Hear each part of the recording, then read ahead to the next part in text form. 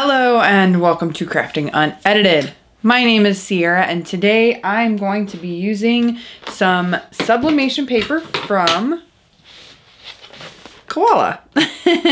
They sent me this pack of sublimation paper along with a few other things, and I wanted to review just their sublimation paper for you today. Now, they sent me the 8.5 by 11 paper, which works perfectly for the project that I am doing and most of my other projects that I do on a daily basis. So thank you, Koala Paper, for sending me this. So as you can see, it is 120 GSM and it is 120 sheets. So not too shabby for some free stuff, but I think it's roughly 20 bucks for the pack, which isn't too bad at all. I've seen it go all the way up to like $30, $40, $50 for a pack of 120 sheets of sublimation paper. So today we're going to review this. It can be used in any sublimation printer because it does have that 8.5 by 11 base size, whatever you want to call it, and all sublimation printers have that 8.5 by 11 setting. So I'm going to show you what it does. The packaging is very, very sturdy. It's very hard, so it keeps it safe. It keeps it dry, all that good fun stuff. And then on the back, it shows you right here, compatible with inkjet printer, but it's sublimation printer. Sublimation ink, transfer tools. It gives you, I don't know if you can really see that on the camera, but it does. They should maybe make this a little bit lighter so that we can read this, but it does give you like a substrate list, temperature, time, and the amount of pressure that's needed. So that is helpful if you can read it. And then it gives you some tips over here. I can't talk this morning. Sorry about that, guys. You're going to avoid fingerprints, blank side on the printed side. Curled or folded sheets should not be used. Store unused paper in original package. Keep the open package in a cool, dry place. All that. Okay. So, their paper, I already have my image printed here. And so this is the blank side. Well, it was blank before I printed on it. But this is the blank side. On the other side, the side that you do not print on, it says Koala Premium Digital Paper all over it, showing you which side is coated and which side is not coated. So you want to make sure that when you put it in your printer, you're printing on this side. Alrighty, so first things first, I've got my heat press going. I'm going to tilt the camera so that you can see what I am doing, and then we're going to get started, alright? Alrighty, so now you can see my whole setup here. I've got paper, onesie, heat press. So first things first, so that I don't forget it, some people use lint rollers. I use a lint brush just because it's easier than tearing off hundreds of sheets of lint roller paper.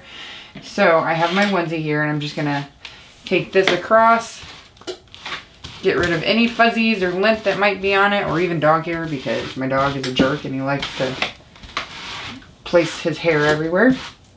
Now on the inside of the onesie, I have like this canvas bag that came with my HTV Romp press, and a sheet of butcher paper to prevent the image from transferring onto the back side of the onesie, which I gotta double check because I reprinted this, so I want to make sure that this is the right size. And then I have my image, and what we're gonna do is we're just gonna cut very roughly around the image, and I'm trying to not touch where the ink is.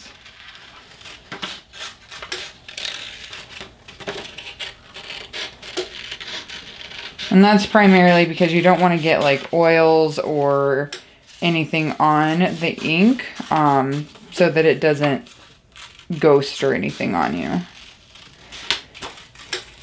And I did just print this like 5 minutes ago, so really trying not to touch the black parts or the ink parts.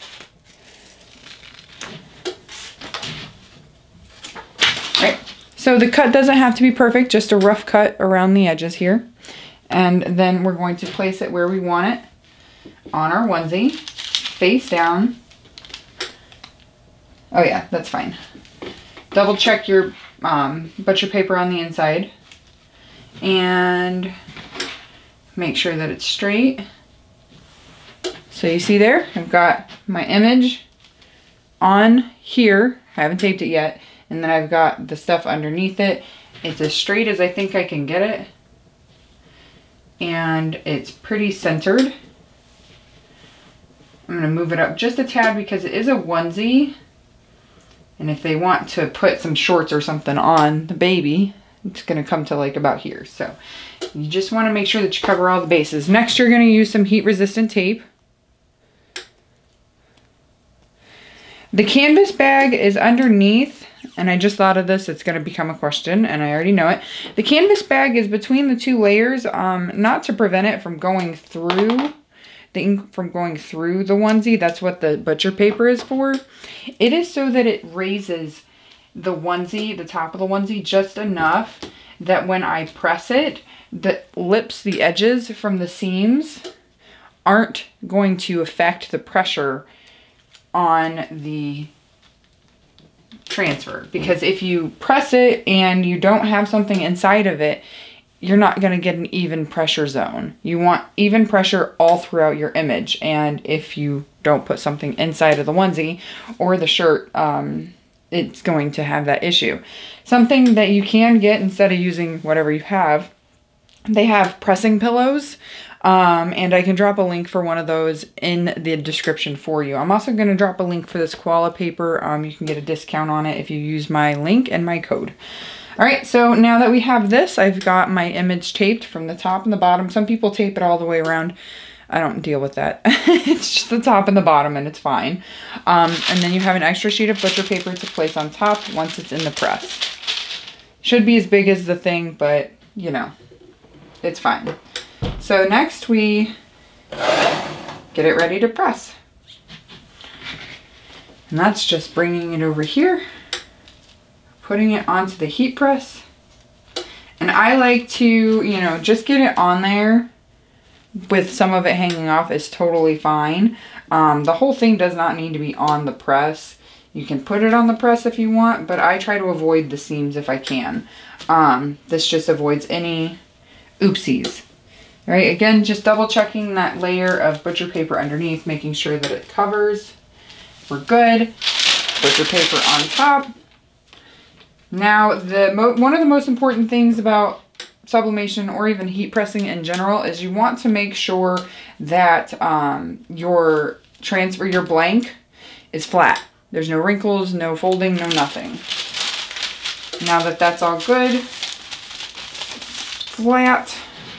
I'm going to move this down because this is a bulkier side and I don't want it to cause any issues when I close the press. I'm OCD, I like to triple check like 100 times everything. So I'm not even going to put the whole thing under there. I'm just going to put it to the bottom of my butcher paper here because I don't want this part to create an uneven pressure bed. So then we're going to press it down. I'm going to release my pressure just a little bit because I do have it set for like a HTV, and then I'm going to turn my timer on. I have the heat set to 400 and the temperature set to 400 and the timer set to 60.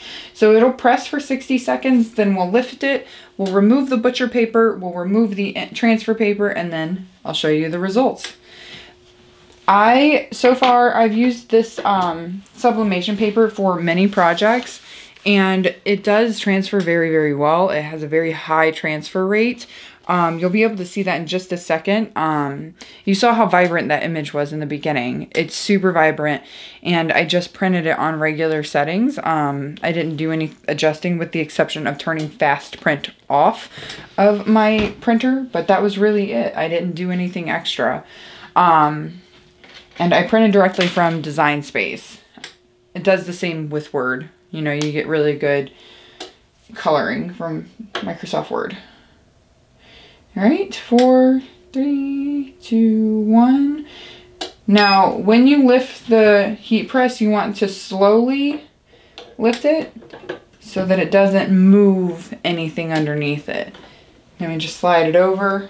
Throw this away. Don't reuse your butcher paper, ever. Never ends well. There's all kinds of fuzzies on it. I don't know what that's from. That's okay. I'll use the lint roller again. But that is totally weird. Because I removed all the fuzzies. You guys saw me remove the fuzzies. And then we're going to lift this. Woo!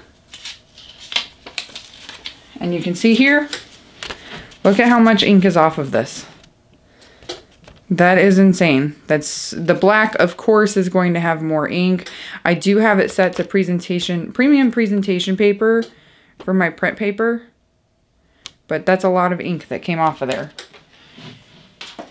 And then, I use my fuzzy remover again. And I did have my pressure too high. I can see it.